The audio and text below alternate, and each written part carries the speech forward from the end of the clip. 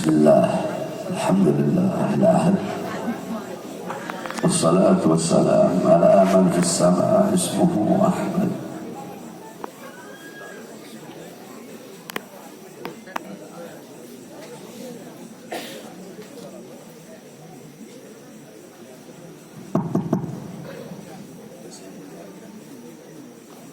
Para alim ulama, para habaib, para kiai, para asatid, para tokoh masyarakat, para aparat pemerintah. Wabil khusus guru kita yang mulia yang baru saja memberikan tausiah dan nasihatnya, akhuya Sayyidil Habib Muhammad Al-Attaz. Mudah-mudahan Allah panjangkan umur beliau, Allah sehatkan jasmani dan ruhani beliau, Allah perkuat langkahan kaki beliau di dalam berdakwah dan berjuang di jalan Allah. Saya cinta yang saya muliakan Sahibul Bait, Sahibul Hajat, Ustaz Fauzi, yang saya cintai Kiai Haji Abdul Majid sebagai Ketua MUI Cilengsi, beserta para alim ulama yang lain, panitia, khususnya hadirin hadirat, bapak-bapak, ibu-ibu, para pemuda-pemudi umat baginda Nabi besar Muhammad yang selalu dimuliakan oleh Allah Subhanahu wa taala. Saudara-saudara, sebelumnya saya mohon maaf karena tidak bisa lama, masih ada acara lagi. Ini acara yang ketiga, masih ada acara lagi, walaupun sedikit, insya Allah bermanfaat. Amin. Tadi mungkin Habib Muhammad telah menjelaskan dan panjang lebar, saya hanya menambahkan sedikit saja. Alhamdulillah, segala puji dan syukur kehadirat Allah, yang dimana pada malam hari yang mulia ini kita duduk di ini majlis memuliakan, mengagungkan daripada hari kelahiran makhluk yang paling mulia, makhluk yang paling agung, cahaya alam semesta, yaitu Sayyidul Wujud baginda Nabi besar Muhammad. Kita duduk di ini tempat bersalawat kepada Rasulullah, memuji Rasulullah, memuliakan Rasulullah. Saudara-saudara, engkau duduk di ini tempat bersalawat kepada Rasulullah, memuliakan Rasulullah, memuji Rasulullah, mengagungkan Rasulullah, itu tidak akan menambahkan kemuliaan dan keagungan Rasulullah SAW. Kalian tidak bersolawat, kalian tidak memuliakan, kalian tidak mengagungkan, kalian tidak memuji, itu juga tidak akan mengurangi daripada kemuliaan, keagungan dan kesempurnaan Rasulullah.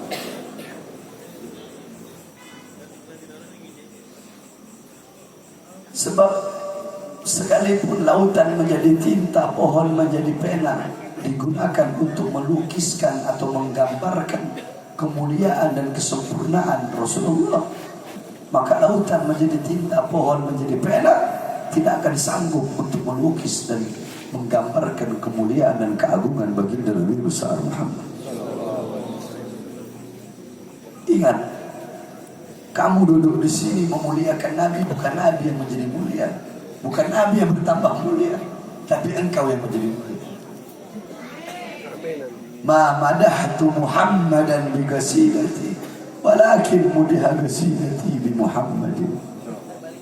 Aku tidak memuji Nabi dengan syairku, aku tidak memuliakan Nabi dengan syairku, aku tidak mengagungkan Nabi dengan syairku, tetapi syairku yang menjadi terpuji karena telah memuji Nabi Muhammad.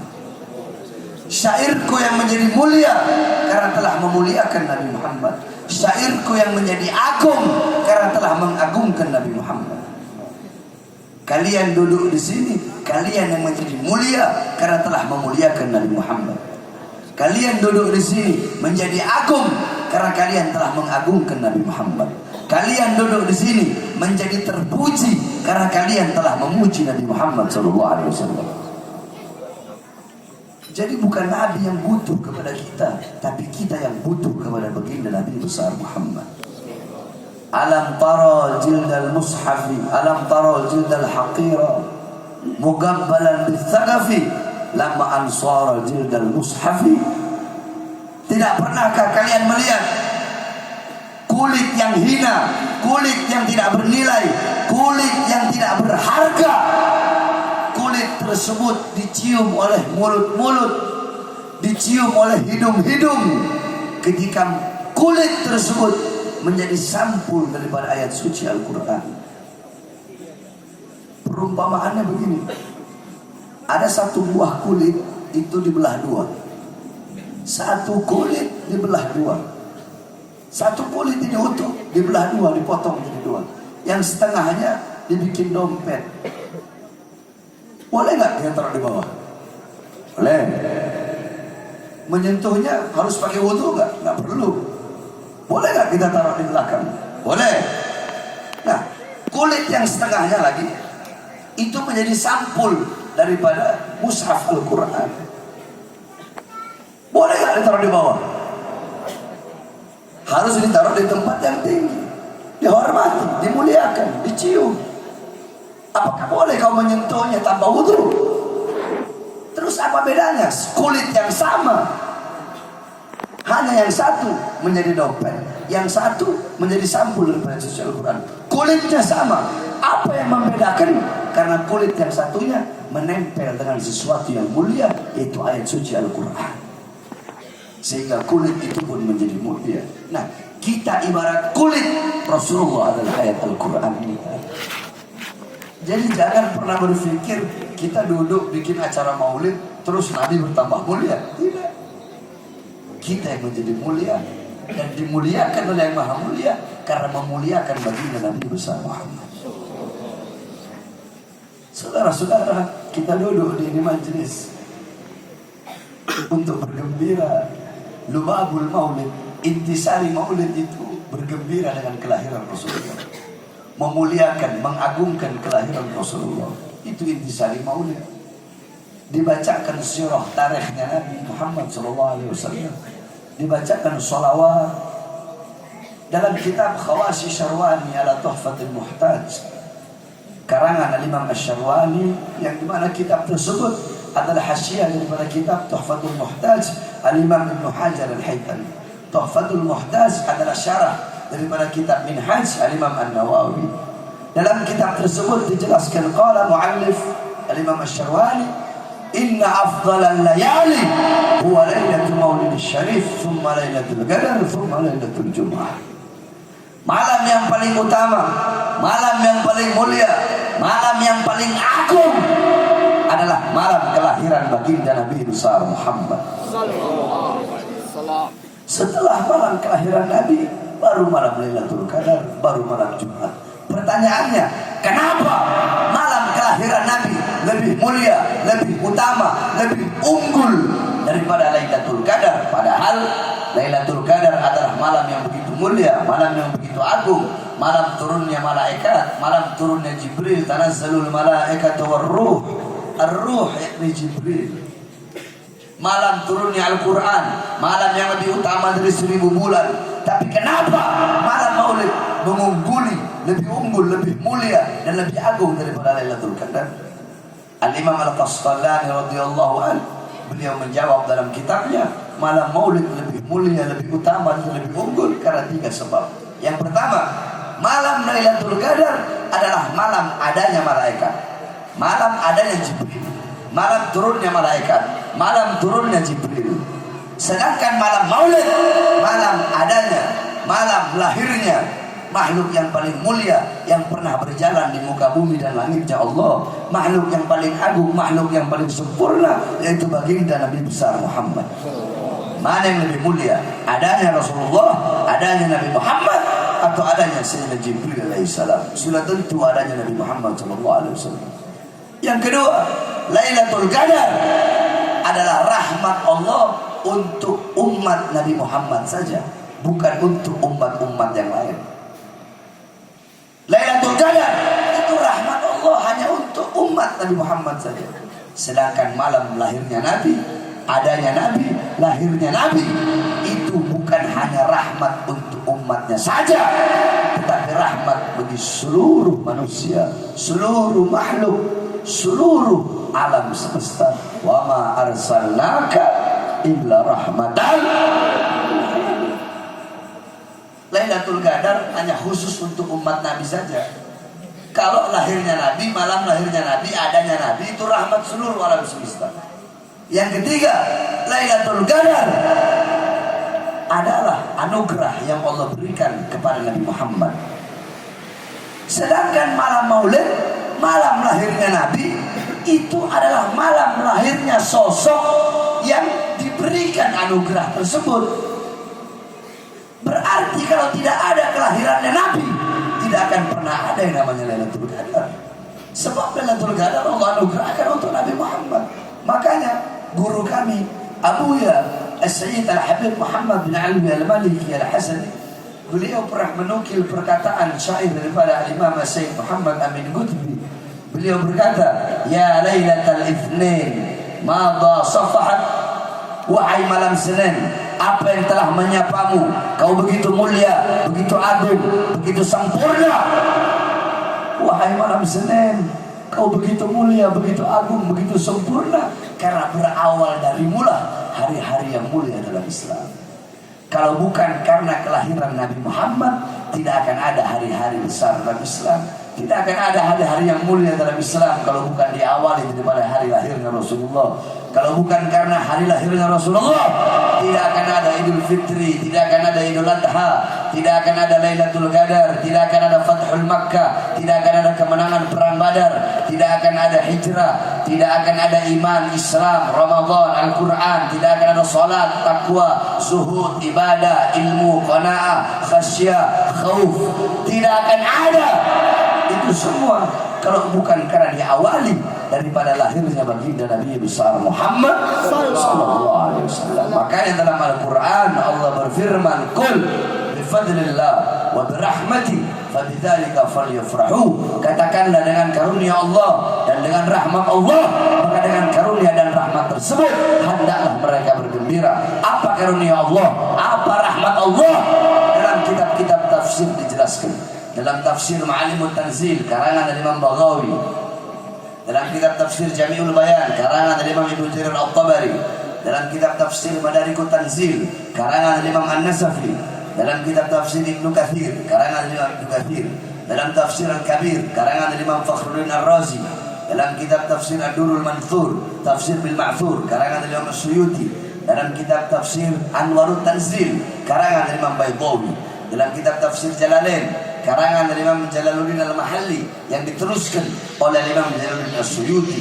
Dalam tafsir-tafsir tersebut ada yang mengatakan karunia Allah adalah Islam, ada yang mengatakan iman, ada yang mengatakan ilmu, ada yang mengatakan akal, ada yang mengatakan Al-Quran. Rahmat Allah, ada yang mengatakan Islam, ada yang mengatakan Al-Quran, ada yang mengatakan iman. Dan tapi kalau tafsir bil ma'thur, metode tafsir itu ada tafsir bil ma'thur, ada tafsir bil ra'i, ada tafsir bil dirayah. Tafsir bil ma'thur adalah menafsirkan ayat Al-Quran dengan ayat yang lain.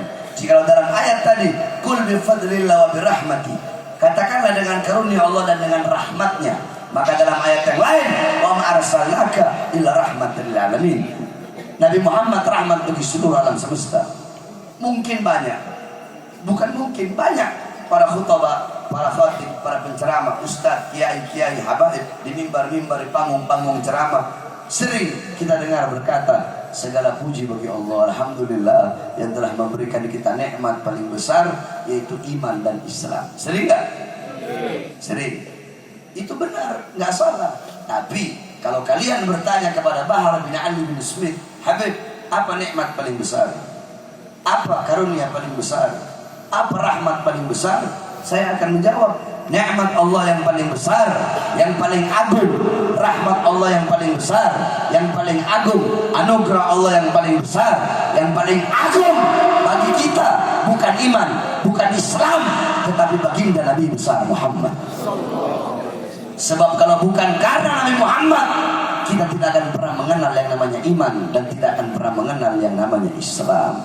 Maka dengan adanya Nabi Muhammad, falyafrahu, hendaklah mereka bergembira, hendaklah kita bergembira dengan adanya baginda Nabi besar Muhammad. Kita duduk pada malam hari ini sebagai bukti kegembiraan kita dengan adanya lahirnya Rasulullah sallallahu alaihi wasallam. Maka dengan ini duduknya kita di sini bergembira dengan lahirnya Nabi, maka kita pulang dari sini kita harus bisa menggembirakan hati Nabi, menyenangkan hati Nabi Muhammad. Pulang dari ini majelis bawa intifa'nya ini kita bisa mengambil intifa' wal istifadah, mengambil manfaat, mengambil faedah, mengambil keutamaan-keutamaan, mengambil pelajaran. Jadikan Nabi Muhammad sebagai uswahmu, sebagai ketuahmu, sebagai teladanmu, sebagai pedomanmu dalam kehidupan sehari-hari. Gembirakan Nabi Muhammad, senangkan Nabi Muhammad.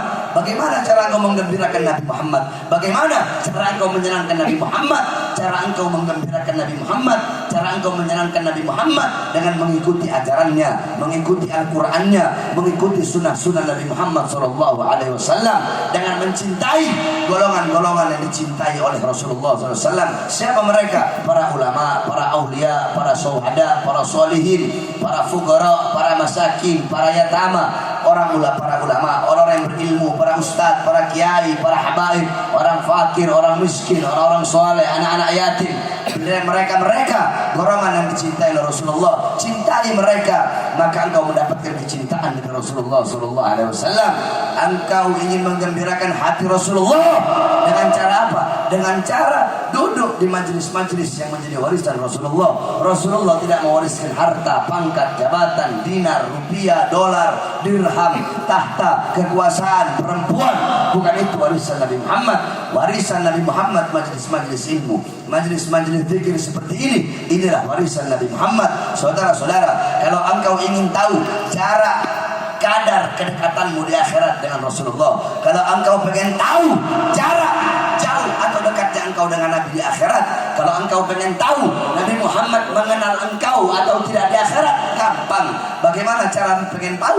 Kalau engkau ingin tahu cara kedekatanmu dengan Nabi di akhirat nanti jauh atau dekat, maka lihatlah di dunia. Ketika engkau dekat dengan ulama, dekat dengan pewaris Nabi, dekat dengan penyambung lidah Nabi, dekat dengan penerus perjuangan Nabi, dekat dengan pemegang tongkat estafet perjuangan Nabi, dekat dengan majelis-majelis yang ditinggalkan oleh Nabi Muhammad, yakni majelis ilmu, dipastikan di akhirat engkau dekat dengan Nabi Muhammad SAW. Tapi kalau di dunia engkau jauh dari ulama, jauh dari para pewarisnya, jauh dari majelis yang ditinggalkannya, engkau sibuk dengan urusan dunia, sibuk dengan urusan harta, pangkat, jabatan, tahta, kekuasaan, urusan perut, urusan pekerjaan, sehingga membuat engkau lalai, membuat engkau lupa kepada Allah, lupa kepada Rasulullah, lupa kepada sunnahnya, lupa kepada pakaiannya, lupa kepada ajarannya, lupa kepada akhlaknya, lupa kepada adabnya, lupa kepada amar ma'rufnya, lupa kepada nahi mungkarnya.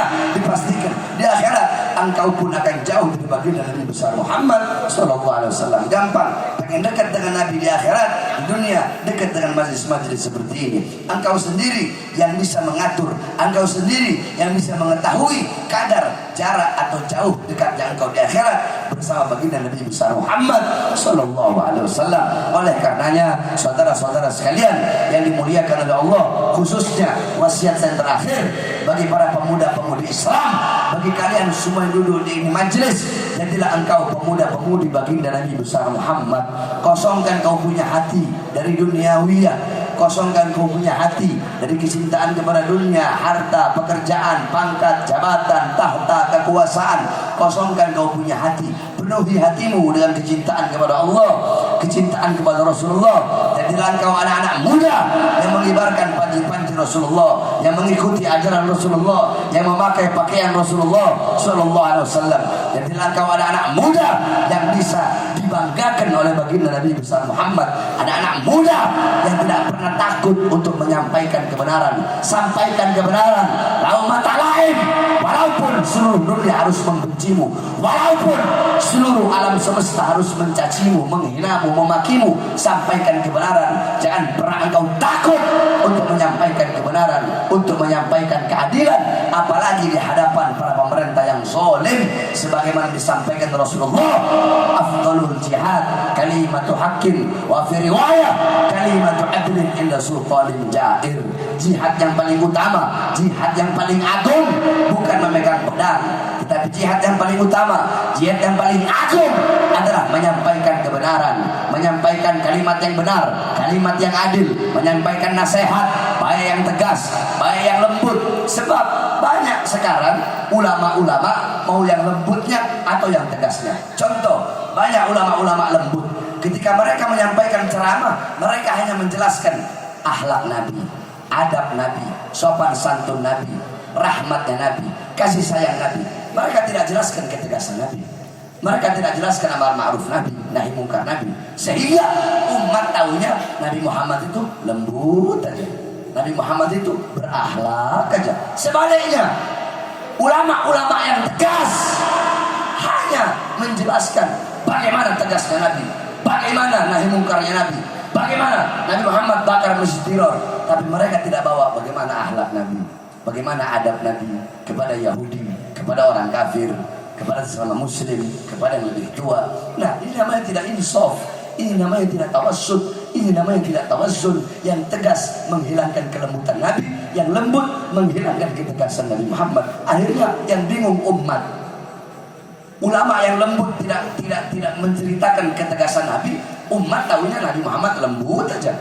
Ulama yang tegas tidak menceritakan lembutnya Nabi, mereka tahu Nabi Muhammad tegas saja. Jadi ulama itu yang insaf, tawassut, yang tegas, jangan hilangkan kelembutan Nabi, yang lembut